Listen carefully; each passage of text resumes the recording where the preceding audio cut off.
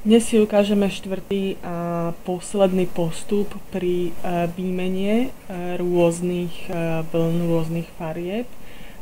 Tento je veľmi výhodný, ak máte, dajme tomu, veľké časti jednej farby a neuplatilo by sa vám našívať vlastne, dajme tomu, túto fialovú na celú červenú časť, pretože by ste míňali dvakrát toľko vlny, ako musíte, a ukážeme si to vlastne pri tomto štýle, ako ušetriť vlnu. Ukazovali sme si predtým, ešte pripomeniem, výmenu vlnu, keď máme malé plôžky jedných farieb, čiže sa vlna prenáša, obidve vlastne farby so sebou nesieme do kolečka, čiže tento spôsob je dobrý na takéto malé plôžky výmien farieb. Tento spôsob je výborný na veľké plochy, keď chcete ušetriť vlnu.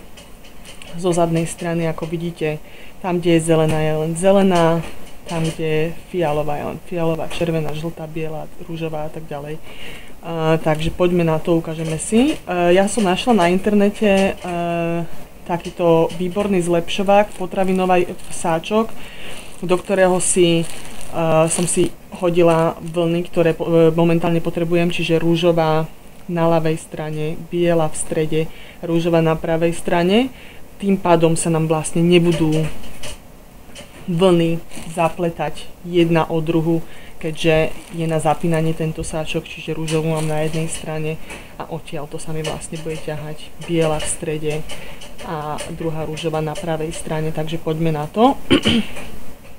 Štrikujem normálne hladkom túto rúžovú stranu, pravú rúžovú stranu.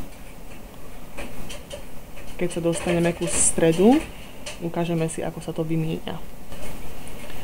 Takže, teraz som sa dostala ku bielej časti. Ak ešte len začínate napájať si tú bielu časť, normálne priviažete bielu nitku k tej rúžovej alebo ktorúkoľvek farbu máte a začnete štrikovať. Čiže ja už som si ju priviazala, čiže teraz mi tu už visí na tejto strane automaticky.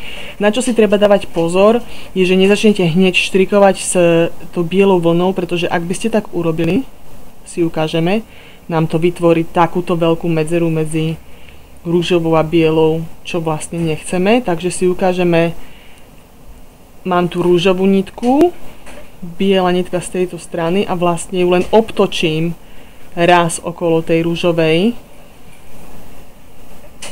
Potiahnem tú rúžovú zozadu a až teraz už štrikujem vlastne to hladko s bielou nitkou a ešte pritiahnem tu na tú rúžovú, aby boli vlastne blízko pri sebe tie očka.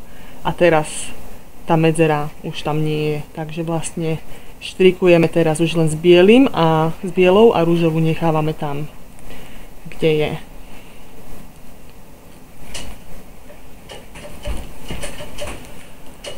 A znovu, preštrikovali sme sa s bielou na koniec bielej a začíname teraz tú rúžovú. Znovu rúžova nám tu čaká, to je tá druhé klpko na konci a biela je vlastne tuna, čiže zase máme dve nitky vedľa seba a robíme ten istý spôsob, obtočíme si tú rúžovú okolo bielej, aby sa nám nevytvorila dierka. Takže zase potiahnem si tú bielu, rúžovú jedno očko a ešte si pritiahnem tú bielu poriadne a znovu nemám tam medzeru. A takto sa doštrikujem na koniec riadku s tou rúžovou.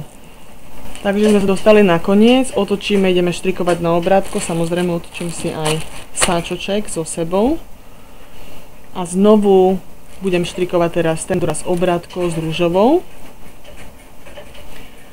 A ako vidíte, tá biela nám tu čaká na tejto strane, čiže postup je ten istý, s rúžovou sa preštrikujem obrátko tu na, obtočím vlny dokopy s bielou, znovu tu nám čaká rúžová, doštrikujeme s rúžovou a tak ďalej, vlastne riadok za riadkom a týmto spôsobom ušetríte kopec času a hlavne vlny.